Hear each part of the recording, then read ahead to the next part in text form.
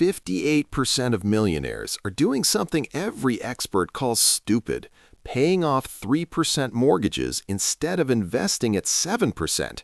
That's leaving $100,000 on the table. But here's what nobody tells you. They're actually protecting something worth way more than money. I'll prove it. I'm Yash, and what I'm about to show you will completely flip everything you've been told about mortgages. Because here's the thing. These people aren't financially illiterate. They're not scared of debt. They know exactly what they're doing. And by the end of this video, you'll understand why the smartest money move for millionaires looks like the dumbest move for everyone else. The average millionaire pays off their mortgage in 10.2 years, not 30, not 15, just over a decade. In 2024 alone, 900,000 mortgages were completely eliminated. Right now, 35 million U.S. households own their homes outright. Now, pull up any financial calculator, keep your 3% mortgage, invest the difference at 7%, and you're ahead by tens of thousands over 30 years. The math is bulletproof. Every finance guru on the internet will tell you this, and they're right. The math is perfect. So why are the people who understand money better than anyone doing the exact opposite? Here's the first reason, and I guarantee it's not what you think. One millionaire told CNBC something that stopped me cold. After paying off his house, he didn't feel relieved. He felt dangerous. Not reckless, liberated. Within 6 months, he started the business he'd been afraid to launch for 5 years. His exact words, "I couldn't lose my home anymore. The worst-case scenario just disappeared." That's psychological freedom. And here's what that actually means in dollars and cents. Your mortgage is your single largest fixed expense. For most people, it's eating 25 to 40% of every paycheck. It's the payment that haunts you when your boss schedules that quick meeting. It's the number running through your head when your industry starts laying people off. It's the reason you stay in the job you hate. Now imagine that payment just vanishes. Not reduced, gone. What happens next changes everything. You can start that business without risking homelessness. You can take the lower-paying job you actually love. You can tell your toxic boss exactly what you think. You can negotiate your salary from a position of pure strength, because walking away doesn't mean losing your house. This is what financial advisors completely miss. They're optimizing spreadsheets. Millionaires are optimizing life. A paid-off house isn't just an asset, it's permanent optionality. It's the foundation that lets you make bold moves without betting everything you own. But here's where this gets really interesting. That 7% return everyone keeps talking about? For wealthy people, it doesn't exist. Let me show you why. Everyone says keep your mortgage for the tax deduction. Sounds smart, feels sophisticated, and for most people watching this, it's worthless. Here's what nobody mentions. The standard deduction is $27,700 for married couples. Unless your mortgage interest beats that, you're getting zero benefit. None. The tax deduction doesn't even apply to you. Now here's where millionaires operate differently. They've already maxed their 401ks. They've done the backdoor Roth conversions. Every tax-advantaged account is stuffed full. So when they have extra cash, where does it go? Taxable brokerage accounts.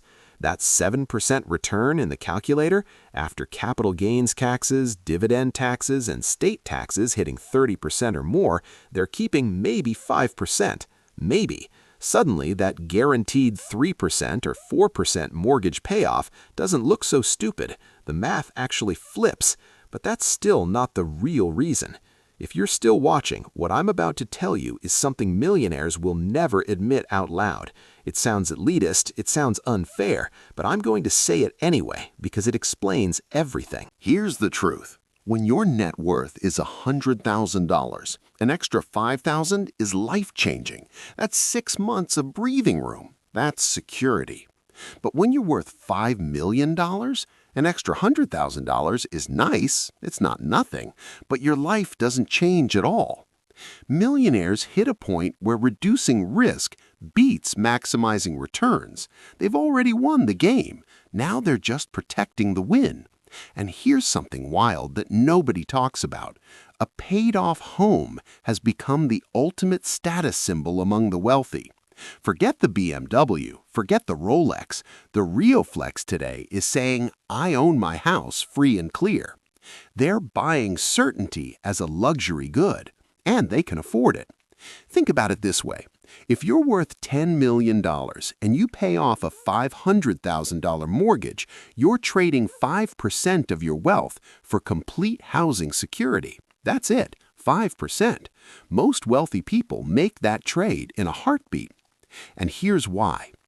Millionaires who lived through 2008 watched their leveraged friends get absolutely destroyed.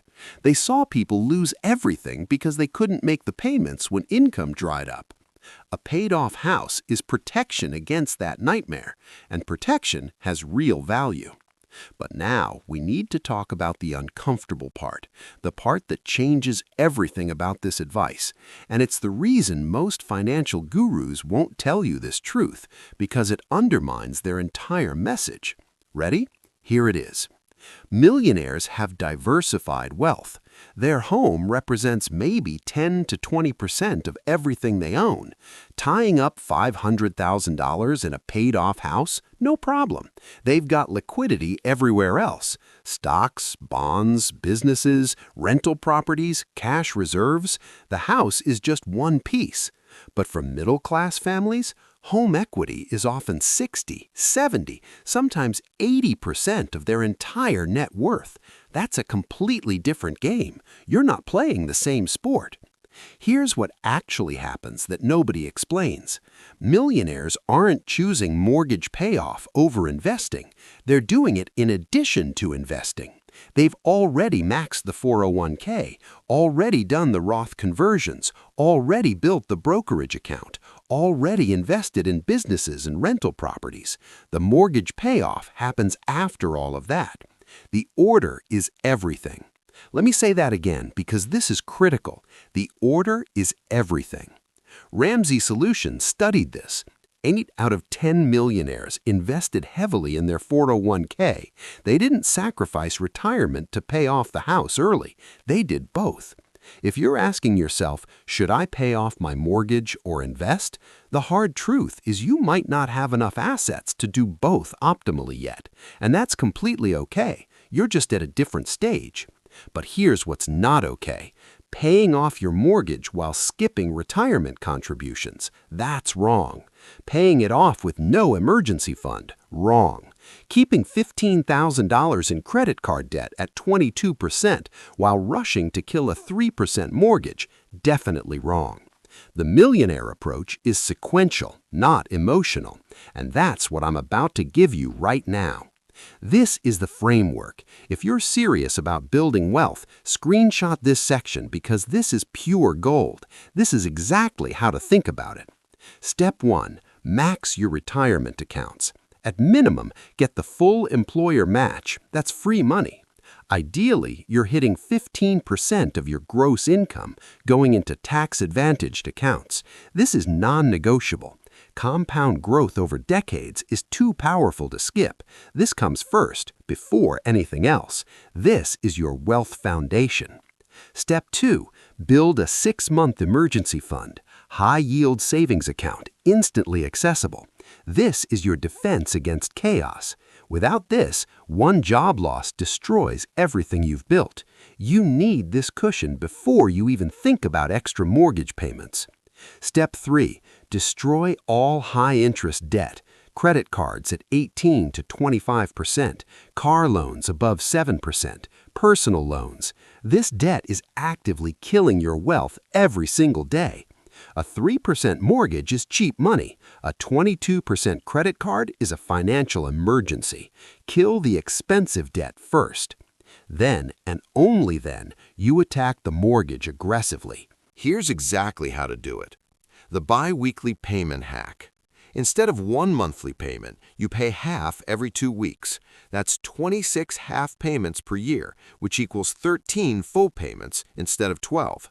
That extra payment every year goes straight to principal. This can shave years off your mortgage.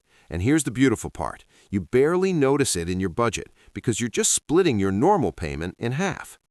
Or try the 10 to 20% rule. If your mortgage payment is $2,000, add an extra $200 to $400 every month and specify it goes to principal only, not interest, principal. This simple move can cut 7 to 10 years off a 30-year mortgage and save you tens of thousands in interest. Start with just one extra payment this year. Watch what happens to that principal balance. Watch it drop faster than it normally would. Notice that feeling you get. That's the feeling millionaires get addicted to. They watch that balance disappear and they realize something. The freedom is worth more than the spreadsheet says. Here's my key insight that ties this all together. The goal isn't being debt-free tomorrow. The goal is having the option to be free whenever you want. That's what wealth actually is, options. Millionaires understand this at a bone-deep level. Let me paint you a picture of what this actually looks like. You're worth $3 million.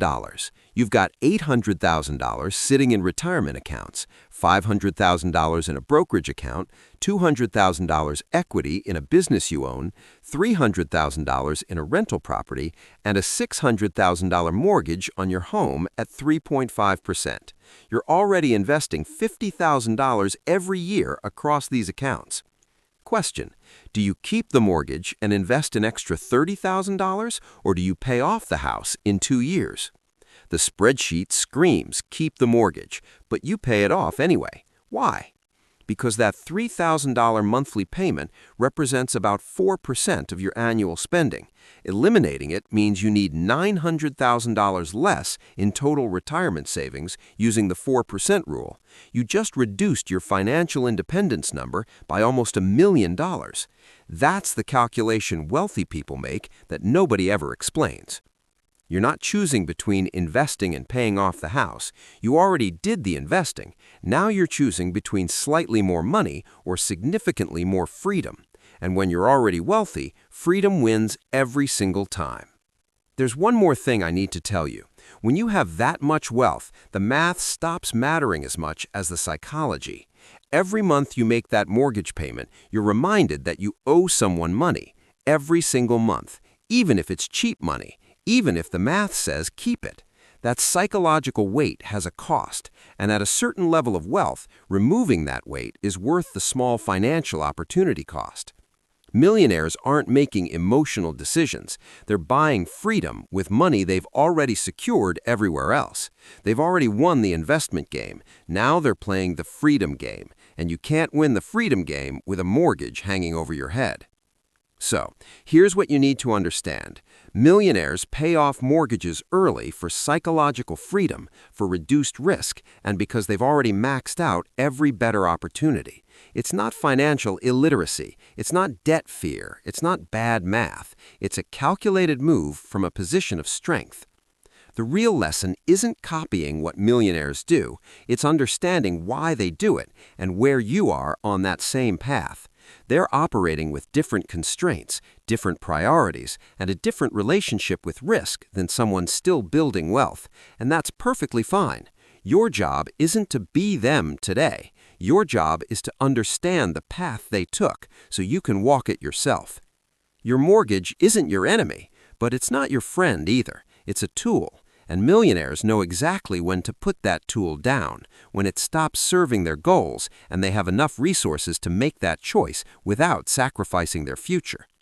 If this changed how you think about money, hit subscribe. I break down wealth strategies like this every week. Drop a comment right now. Are you team pay it off or team invest the difference? I read every single one because here's the truth. There's no universal answer. Your situation is unique. But now you're thinking like wealthy people think, and that shift in thinking is worth more than any calculator will ever show you. That's it for today. I'm Yash. See you in the next one.